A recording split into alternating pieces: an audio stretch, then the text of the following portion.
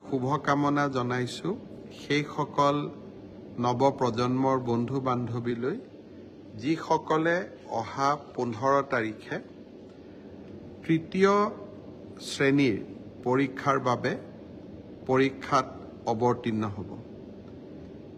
এই পৰীক্ষাৰ জৰিয়তে আমি প্ৰায় 7,500তকৈও অধিক পদবী অসম চৰকাৰত থকা তৃতীয় শ্ৰেণীৰ চাকৰিৰ পদ পূৰণৰ বাবে আমি চেষ্টা চলাম।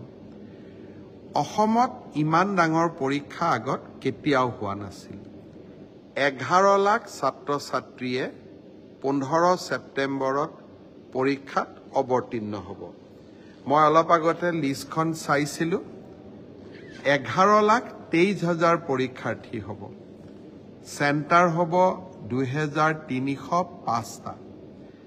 যদি আমি মেট্ৰিক পৰীক্ষাক চাওঁ, মেট্ৰিক পৰীক্ষাই হ'ল অসমৰ সকলোতকৈ ডাঙৰ পৰীক্ষা আৰু বেছি ছাত্ৰ ছাত্ৰীয়ে পৰীক্ষা দিয়ে। এই পৰীক্ষাটো মেট্ৰিকতকৈ 3 গুণ হ'ব আৰু 2305টা কেন্দ্ৰত পৰীক্ষা পতা, আৰক্ষী মোতায়েন কৰা, চেণ্টাৰ ইনচাৰ্জ এটা বৃহৎ কৰ্মযজ্ঞ। মই আশা কৰোঁ সকলোৰে সহযোগত এই পৰীক্ষা সুকলমে অনুষ্ঠিত হ'ব।